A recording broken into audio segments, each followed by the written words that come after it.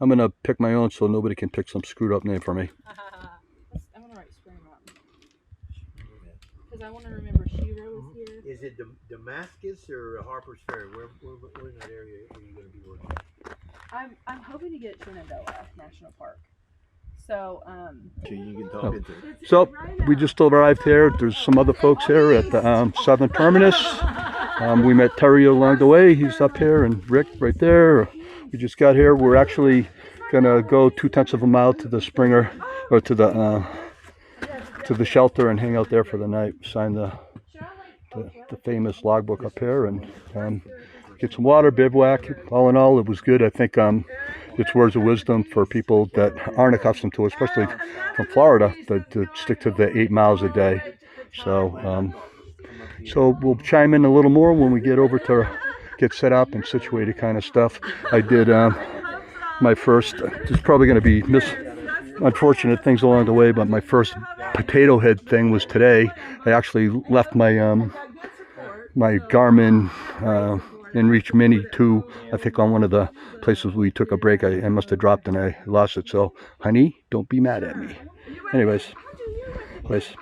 Hey. Hello. So we made it to the Springer Mountain Shelter. You can take a look at it. That's kind of it right there.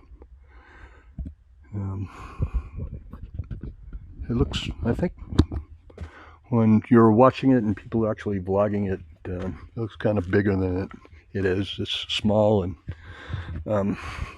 myself and Rick, we set up our tents over there. They actually have different sites allowing you to tent. They have some stuff roped off because the vegetation died and they want it to basically be restored, come back. But we're not going to sleep in the shelter, even though it would be easier than having to pack up your tent and stuff in the morning, because of all the vlogs that I've watched. Basically, the repeated thing is rodent infestation, and I don't want to deal with rodent infestation walking on my face, their feces, in addition to chewing things in my, or stealing things. So we're going to try to avoid the shelters. I mean, we're going to be around the shelters, but we're probably not going to stay in them unless we absolutely have to. But we'll see if that doesn't change tomorrow when it's raining all day. Who knows? But there's a little fireplace there. We walked in. It's like a blue blaze off of the White Blaze Trail. To come here, when you come in, you pass a couple more campsites. There's actually a bear box up there. There's another bear box down there. There's a privy up that way, and there's another privy down that way. And then there's a water source actually down that way and more camping. So as soon as Rick is done rustling around with his tent and complaining about the little gnats over there, we're actually going to go down and filter some water, because I had 2 liters. Of course, we drank it on our way up here. I'm not sure what my total miles were. I'm going to assume they were at least 9 miles. It might have been a little bit over. So we did, and I know that some people, because the lower portion of the steps are closed, some people just, instead of doing the approach trail, they opted to come up to the Springer Mountain parking lot. But I think that, listen, every day for a while we're gonna be doing 8 miles. So it's about 8.8 miles from, down Amagacola up to here. So it's kind of irrelevant. It really doesn't matter. Tomorrow we're going to do 8 miles, and the next day we're going to do 8 miles, and we're going to be doing 8 miles for a while. And for all intents and purposes, the terrain's going to be the same. So 8 miles here or 8 miles there is really probably not going to make a whole lot of difference. But I think we're going to do shelters today, the first day, and then 2 more days, and then on the 3rd day we go to the hostel. And I don't remember, I think it's around the Bend, but it might be up in the Clouds hostel. Anyways, so we're kind of looking forward to that. And then a couple of days after that, by day 6, day 7 kind of stuff, hopefully we'll be over at the Outfitters over at Nil Gap. That'll be my first resupply.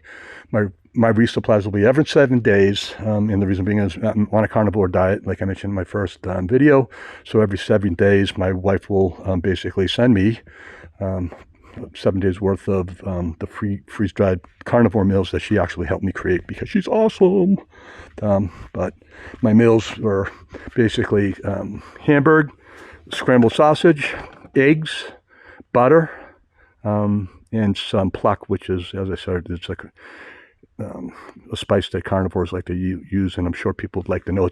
It's I think it's primarily made out of internal organs, so that's yummy. I'm sure people's lips are smacking from that. But all in all, I think we set a decent pace today.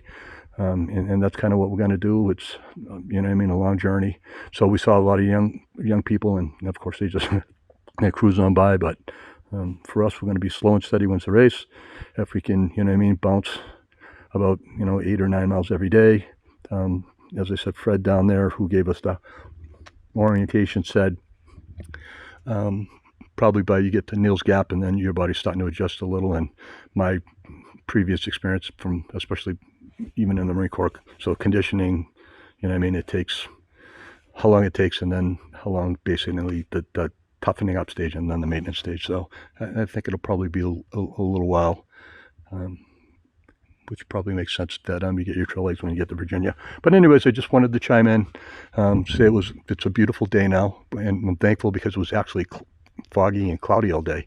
So it was cooler, which is perfect for me. Tomorrow, maybe not so much, 80% chance of rain. So, one way or another, you're going to get wet on the Appalachian. Anyways, wanted to say that, and thanks for following me today. That's our first day. Thank you.